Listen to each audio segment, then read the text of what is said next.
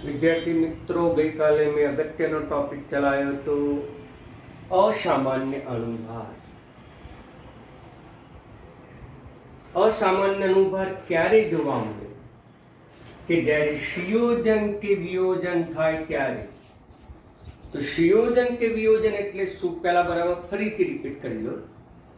कोई पण द्रव्यने ज्यारे द्रावकमां ओगाळवामां आवे त्यारे तेमां कणोनी संख्या वधे तो ते घटनाने वियोजन कहेवामां आवे।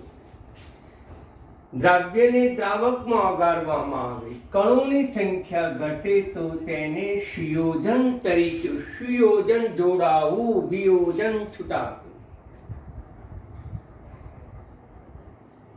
वियोजन थाय के संयोजन थाय त्यारे तेनो प्रायोगिक अनुभार, आ प्रायोगिक अनुभार चार रीते, चार प्रयोगोनी मददथी आपणे अनुभार शोधी शकीए छीए। संख्यात्मक गुणधर्मने आधारे अनुभार शोधी शकीए छीए। तो कया कया संख्यात्मक गुणधर्मो? तो के बाष्प दबाण। तो बाष्प दबाणने आधारे आ सूत्रनी मददथी अनुभार शोधवामां आवे। ए अनुभारने આપણે પ્રાયોગિક અનુભાર તરીકે પણ ઓળખી શકીએ। તો આટલી પદ્ધતિથી આપણે પ્રાયોગિક અનુભાર દ્રવ્યનો શોધી શકીએ। અગાઉ પણ કીધું છે કે વન સંકેત છે, એક અંક છે, એ દ્રાવક માટે વાપરવામાં આવે છે, જ્યારે બે સંકેત છે એ ઉમેરેલા દ્રાવ્ય પદાર્થ માટે ઉમેરવામાં આવે છે, લખવામાં આવે છે। तो अहींया द्रव्यनो अनुभार M2 शोधी शकाय। आ सूत्रनी मददथी बाष्प दबाणनो प्रयोग करवो पड़े। ए ज रीते उत्कर्ण बिंदु उन्नयननी मददथी पण द्रव्यनो अनुभार शोधी शकाय। ठार बिंदु अवनयनने आधारे पण द्रव्यनो अनुभार शोधी शकाय। ए ज प्रमाणे अभिसरण दबाणनी मददथी द्रव्यनो अनुभार शोधी शकाय। आ रीते शोधेला अनुभारने આપણે પ્રાયોગિક અનુભાર કહીશું। આ જે છે એ પ્રાયોગિક અનુભાર છે। પ્રાયોગિક અનુભાર, આ બધા પ્રાયોગિક અનુભાર કહીશું। ઉપર પણ લખી શકાય પ્રાયોગિક અનુભાર। ક્લિયર? એટલે કે એમઓ। सैद्धांतिक अनुभार एटले शुं? तो के परमाणुनी मददथी शोधवामां आवे। दाखला तरीके KCl, KCl नो अनुभार आपने खबर है कि पोटेशियम 39, क्लोरीन 35.5। हम परमाणु भारनो उपयोग कर्यो, परमाणु भारनो उपयोग कर्यो। आ जे अनुभार आव्यो ए गणतरी करेलो सैद्धांतिक अनुभार कहीशुं। એ જ પ્રમાણે એસિટિક એસિડ લઈએ તો એસિટિક એસિડનો અણુભાર આપણે ગણીએ છીએ પરમાણુ ભારના ઉપયોગથી। કે કાર્બનનો બાર એવા 2 છે એટલે કે 24, હાઇડ્રોજન 1 એવા 4 છે એટલે 4, ઓક્સિજન 2 છે એટલે 32 એટલે થશે 60। આ જે અણુભાર થયો એ સૈદ્ધાંતિક અણુભાર કહીશું। आ प्रयोगोनी मददथी जे अनुभार शोधीशुं ते प्रायोगिक अनुभार कहीशुं। अहींया सैद्धांतिक अनुभार बमणो आवे छे त्यारे प्रायोगिक अनुभार ओछो आवे।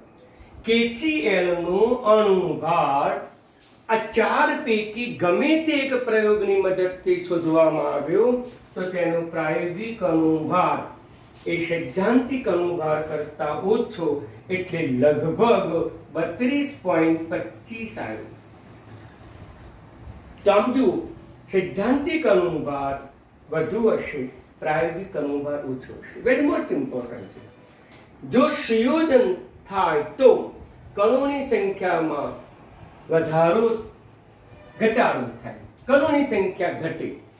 આ બધા જ પદાર્થો પરસ્પર H બંધ બનાવે અને H બંધથી ડાયમરની રચના કરે। કણોની સંખ્યા ઘટે છે અને કણોની સંખ્યા ઘટે તો સૈદ્ધાંતિક અનુભાર કરતા આની મદદથી શોધેલા, આ પ્રયોગોની મદદથી શોધેલો અનુભાર વધુ આવે છે. સૈદ્ધાંતિક અનુભાર એસિટિક એસિડનો શોધ્યો કેટલો? 60. આપણે અત્યાર સુધી ગણતા હતા. પરંતુ બાષ્પ દબાણ અથવા ઉત્પન્ન બિંદુ ઉન્નયન અથવા ઠાર બિંદુ ઉન્નયન અથવા અભિસરણ દબાણની પદ્ધતિથી જો તેનો અનુભાર પ્રાયોગિક શોધવામાં આવ્યો તો એ પ્રાયોગિક અનુભાર એ 120 આવ્યો. ઓબ્ઝર્વેશન પ્રાયોગિક અનુભાર 120 આવ્યો. Clear concept?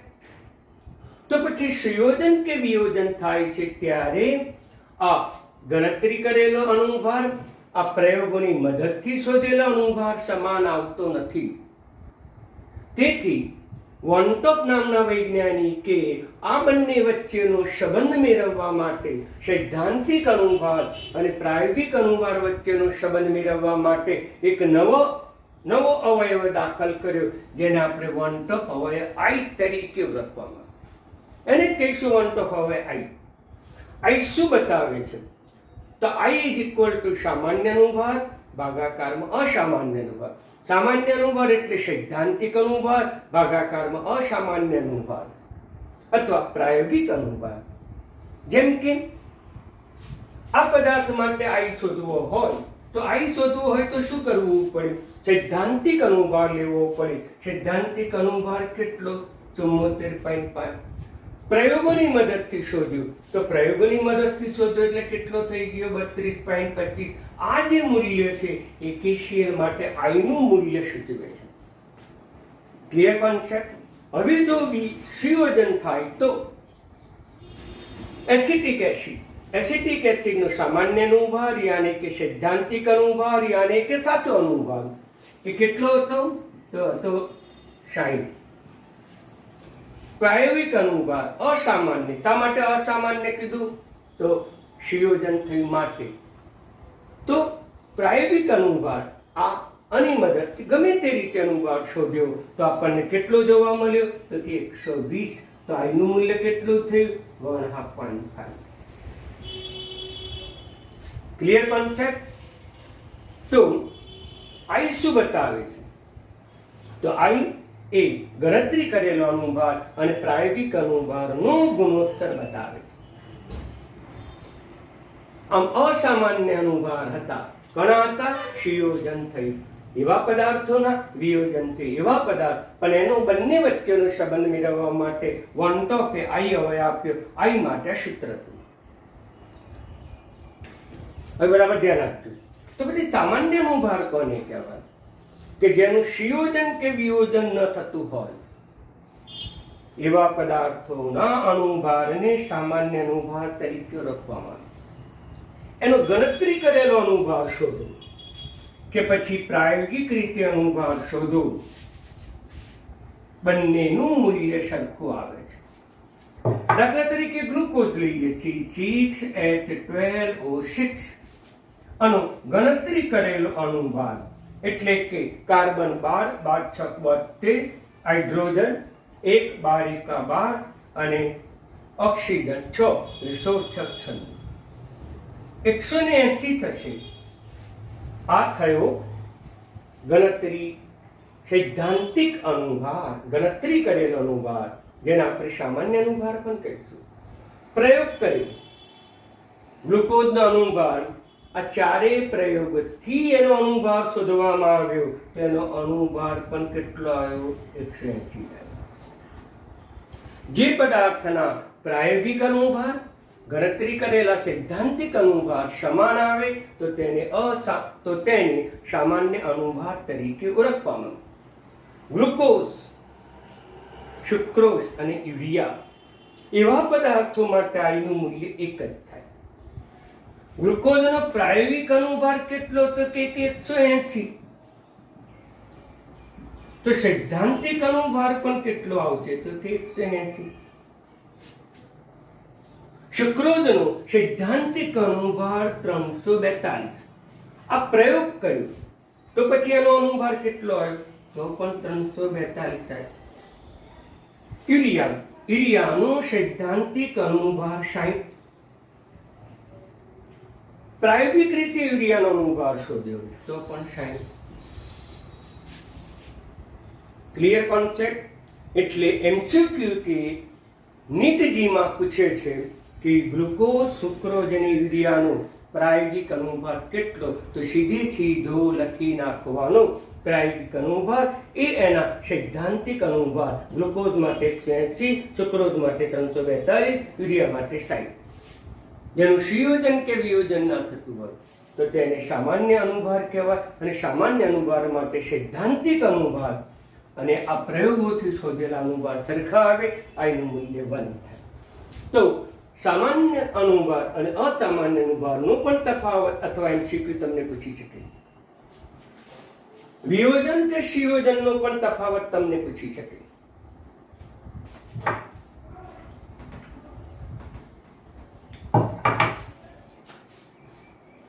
વિયોજન થાય તો કેટલા ભાગનું વિયોજન થયું, એનો વિયોજન અંશ કેટલો? તો વિયોજન અંશ શોધવા માટેનું સૂત્ર છે આલ્ફા બરાબર I-1/n-1. I ની કિંમત તમે આની મદદથી સૈદ્ધાંતિક અનુભાર અને પ્રયોગ વડે શોધેલો અનુભાર મૂકો એટલે I ની કિંમત આવી જાય. પરંતુ n ની કિંમત આયનીકરણથી ઉદ્ભવતા કેટલા આયનો ઉદ્ભવે એને આધારે નક્કી કરી શકાય. જેમ કે K2SO4 લઈએ આપણે, તો K2SO4 ની મદદથી K+2 સંખ્યામાં, તો આમાં કણોની સંખ્યા કેટલી થઈ? 2 પોટેશિયમ, 1 સલ્ફેટ, માટે અહીંયા n બરાબર 3. હવે MCQ છે બધા ચાલે છે, આ રીતે પૂછી શકે. MgCl2 લઈએ. MgCl2 ને પાણીમાં નાખવામાં આવે, ઉમેરવામાં આવે, દ્રાવ્ય થઈ જાય, આયનીકરણ થાય, તો આમાં પણ n ની કિંમત કેટલી થઈ? તો કે 3.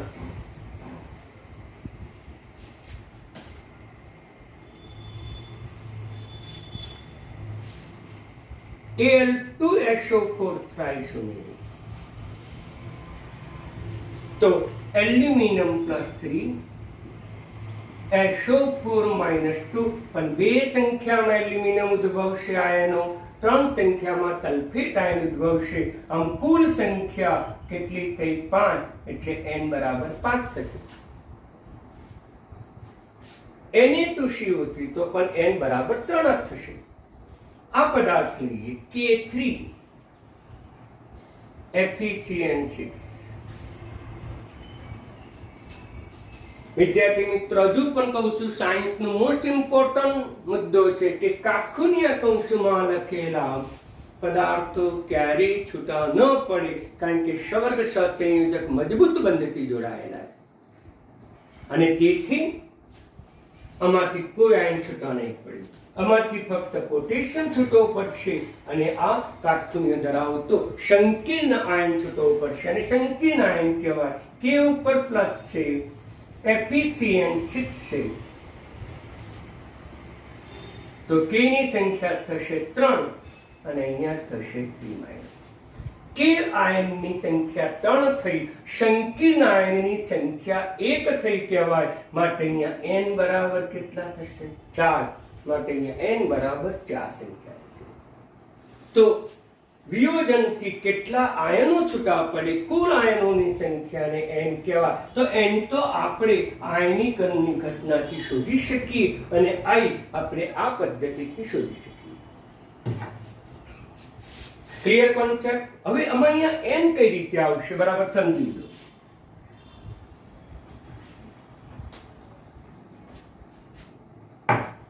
n તો પછી n એ કેટલા અણુઓનું સંયોજન થાય છે તેના આધારે નક્કી કરે. દાખલા તરીકે એસિટિક એસિડ લઈએ. એસિટિક એસિડ એને બેન્ઝીન જેવા દ્રાવકમાં ઉમેરવામાં આવે, બેન્ઝીન જેવું કાર્બનિક દ્રાવક, તો એના 2 અણુઓનું સંયોજન થશે. આ એસિટિક એસિડનું બંધારણ આવું છે. બીજું એસિટિક એસિડનું તેના કરતા વ્યસ્ત અને વિરોધી દોરીશું. આ વિરોધી દોરી અને વ્યસ્ત દોરી.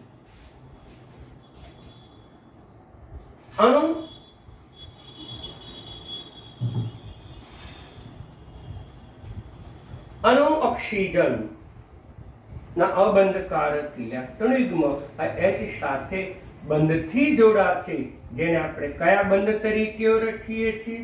H બંધ તરીકે ઓળખીએ. કેટલા અણુઓનું જોડાણ થયું? તો કે 2 અણુઓનું જોડાણ થયું, અને 2 અણુઓનું જોડાણ થયું તો આ એસિટિક એસિડ માટે N બરાબર કેટલા લેવાના? 2. કેટલા અણુઓનું જોડાણ થયું? તો 2. આમ ડાઈમર મળ્યું. આ બધા જ અણુઓનું ડાઈમર થાય માટે આ પદાર્થ આપ્યો તો N બરાબર 2 લેવાનું, આ પદાર્થ આપ્યો હોય તો પણ N બરાબર 2 લેવાનું. આ પદાર્થ બેન્ઝોઇક એસિડ છે, આ પદાર્થ ફિનોલ છે, તો આ બધા માટે ડાઈમર બને છે. આ બધા જ માટે N બરાબર 2 લેવાનું. પણ ધારો કે ટ્રાઈમર મળે તો ટ્રાઈમર કેટલા અણુનું સંયોજન થયું? કે 3. તો એ વખતે તમારે MCQ માં જવાબ લખવાનો 3. તો ટ્રાઈમર. Clear concept? ટેટ્રામર પૂછ્યું હોય, ટેટ્રામર, ટેટ્રા એટલે કેટલા? 4. કેટલા અણુઓનું સંયોજન થયું? તો કે 4. તો N બરાબર કેટલા મૂકીશું? તો કે 4. Clear concept? તો આમ સંયોજન થાય, વિયોજન થાય ત્યારે એ વચ્ચેનો સંબંધથી પ્રાપ્ત થતા અણુભારો સમાન આવતા નથી. સંબંધ વનટોપ નામના વૈજ્ઞાનિકે દાખલ કર્યો. આવી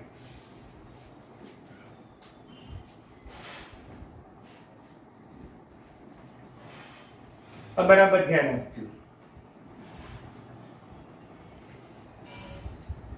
આ સૂત્રના ઉપયોગથી આપણે અત્યાર સુધી દાખલા ગણ્યા. એ દાખલાઓ કેવા પદાર્થો માટે હતા? સામાન્ય અણુભાર ધરાવતા, જે પદાર્થનું સંયોજન કે વિયોજન થતું નહોતું તેવા પદાર્થો માટે આપણે આ સૂત્રનો ઉપયોગ કરીને અત્યાર સુધી દાખલા ગણ્યા હતા. પરંતુ સંયોજન કે વિયોજન થાય ત્યારે તમારે પ્રાયોગિક અણુભાર શોધવા માટે એક નવો અવયવ I દાખલ કરવો પડે. એટલે કે સંયોજન કે જો વિયોજન થાય તો તમારે નવું સૂત્ર આવે, અને નવા સૂત્ર મુજબ ડેલ્ટા P/P0 I અવયવ સીધો લખી નાખો. I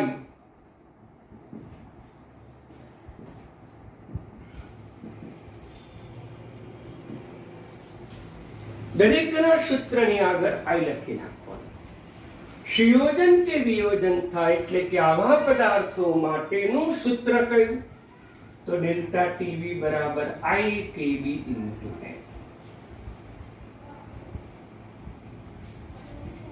સંયોજન કે વિયોજન થાય તો પછી ઠાર બિંદુ અવનયનને આધારે શોધેલા સૂત્ર માટે ડેલ્ટા F બરાબર IKF ઇન્ટુ N. સંયોજન કે વિયોજન થાય તો પછી અભિસરણ દબાણનું સૂત્ર બદલાઈ જશે. પાઈ બરાબર ICRT. Clear concept? આ સૂત્રનો ઉપયોગ તમે આ પદાર્થો માટે પણ કરી શકો, આ પદાર્થો માટે પણ કરી શકો. જો આ પદાર્થો માટે તમે કરો તો I બરાબર શું લઈ લેવાનું? 1. જ્યારે I બરાબર 1 લો તો આપણા મૂળ સૂત્ર આવી જશે. આ દરેકમાં આ પદાર્થો માટે તમે દાખલા ગણો તો આ પદાર્થનું સંયોજન કે વિયોજન થતું નહોતું, એટલે I ની કિંમત કેટલી રહેતા? 1. અને I ની કિંમત 1 લો તો 1 તમે મૂકો તો આપોઆપ આ સૂત્રમાં આવી જાય. એટલે હવે પછીના દાખલા ગણીશું ત્યારે આપણને પદાર્થનું સંયોજન કે વિયોજન થયું એ ખબર નથી, માટે આપણે આ સૂત્રનો ઉપયોગ કરીને જ દાખલો ગણીશું. આયનીકરણ થાય તો થશે વિયોજન, અને વિયોજનથી I કઈ રીતે ગણવાનો એવું તમને સમજાવું છું. સંયોજન થાય તો પણ I કઈ રીતે ગણવાનું એ પણ સમજાવું છું. સંયોજન કે વિયોજન ન થાય તો I નું મૂલ્ય કેટલું લેવાનું? તો કે 1 લો તો 1 લઈને આપણે દાખલો ગણી શકીએ. માટે હવે પછીના દાખલા ગણવા માટે આપણે આ સૂત્રનો ઉપયોગ નહીં કરતા દરેકની આગળ આપણે I અવયવ મૂકીને સૂત્રનો આપણે ઉપયોગ અવશ્ય કરીશું.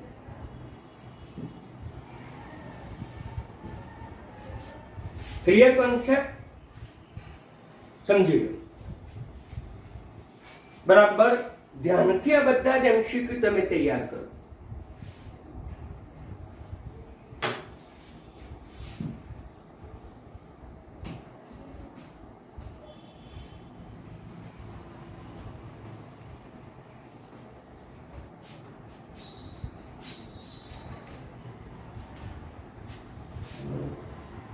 કોઈને કંઈ પ્રશ્ન થતો હોય તો તમે વોટ્સઅપમાં અથવા તો ટેલિફોન કરીને પૂછી લો, અથવા તો મેં મારી નોટ્સમાં લખેલી છે, તમામ માહિતી મેં મારી નોટમાં લખેલી છે, વાંચો અને પછી તમે બરાબર એનું અવલોકન કરો તો જ તમને આ બાબત વધારે સરળતાથી ખબર પડશે. હવે આની પરના આપણે એક્ઝામ્પલ્સ લઈએ. ધ્યાન આપીએ, સરળતાથી આપણે એક્ઝામ્પલ્સ ગણી શકીએ.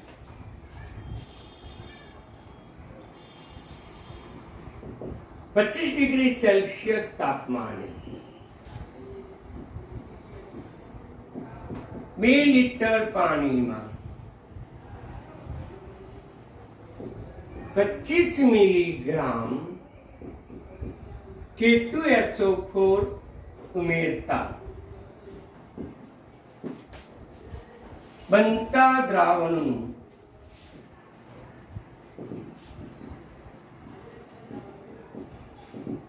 અભિસરણ દબાણ નક્કી કરો. K2SO4 નું સંપૂર્ણ વિયોજન થાય છે. K2SO4 નું સંપૂર્ણ વિયોજન થાય છે. સમજી લો બરાબર. શું નક્કી કરવાનું છે? તો કે અભિસરણ દબાણ. તો અભિસરણ દબાણ નક્કી કરવાનું સૂત્ર ICR છે. C એટલે સાંદ્રતા. સાંદ્રતા તેમાં થશે મોલ પ્રતિ લીટર. તો પછી આપણે W2RT M2V મિલીલીટર આપણે સૂત્રનો ઉપયોગ કરી શકીએ. પહેલો તો પ્રશ્ન થાય કે I ની કિંમત કઈ રીતે શોધશો? તો અહીંયા તમને સ્પષ્ટ આપી દીધી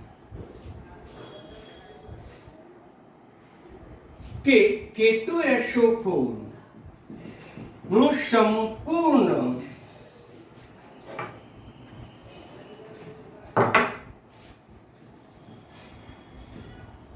વિયોજન થાય અને સંપૂર્ણ વિયોજન થાય છે.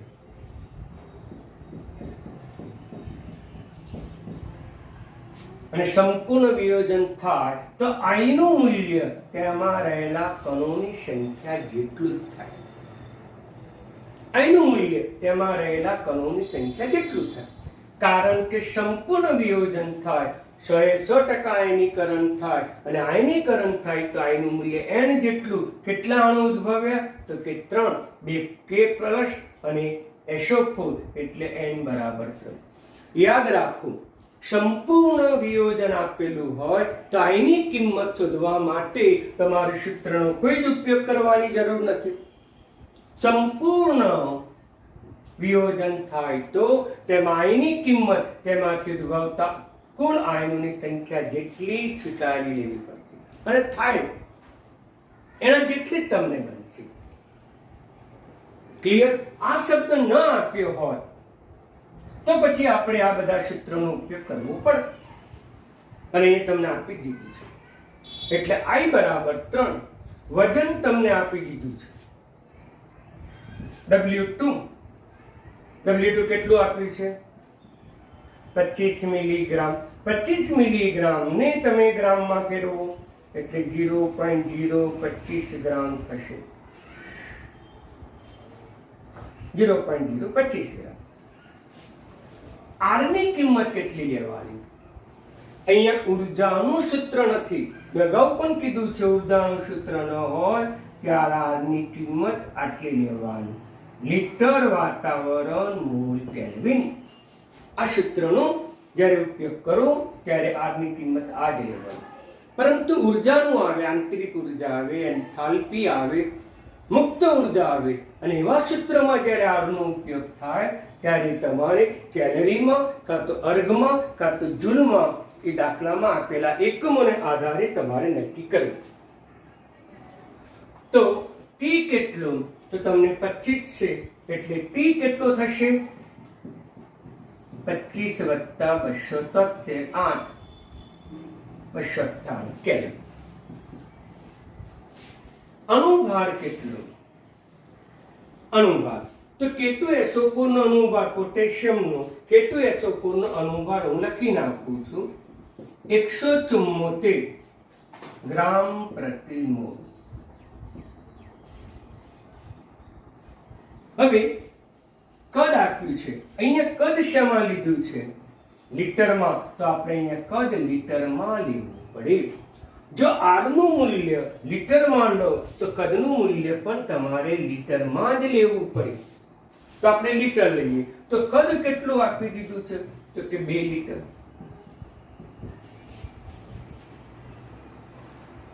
R નો ઉપયોગ કરો ત્યારે કદ લીટરમાં લો. Clear concept? આ બધી કિંમત તમે મૂકી દો. પાઈ બરાબર I ની કિંમત કેટલી? તો I ની કિંમત 3, W2 ની કિંમત કેટલી? તો કે 0.025, R ની કિંમત 0.083, T ની કિંમત 298, ભાગાકારમાં અણુભાર આપણે 174 એ એનો અણુભાર છે. ગુણાકારમાં કદ તો કે 2 લીટર. આનો જવાબ હું સીધો મૂકી દઉં તો 5.27 into 10⁻³ વાતાવરણ. મિત્રો, દરેકને ખ્યાલ આવ્યો? ઘણી બધી બાબતો મેં તમને સમજાવી દીધી અગત્યની. તો તમે અભિસરણ દબાણ આધારિત મેં ટેમ્પલેટમાં જે દાખલા મોકલાયા છે ગણીને 4 અથવા તો ઉદાહરણમાં એક્સરસાઇઝમાં આપેલા છે તે એ બધા ગણો અને ત્યાર પછીના દાખલા અથવા તો બીજા અઘરા દાખલા, અઘરા તો છે જ નહીં, બધા આ સૂત્રનો જ ઉપયોગ કરવાનો છે.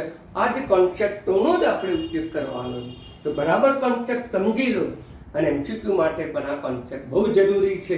એટલે આ ચેપ્ટર્સમાંથી તમને 4 ગુણનું આપણે બોર્ડ એક્ઝામમાં એમસીક્યુ પૂછે છે અને જીકે નીટમાં તમને 2 પ્રશ્નો છે 4 ગુણના, એટલે 8 ગુણનું અથવા 12 ગુણનું તમને જીકે નીટમાં પણ આના પ્રશ્નો તમને પૂછી શકે છે. અગત્યનું હતું, બરાબર તૈયાર કરો. અસ્તુ.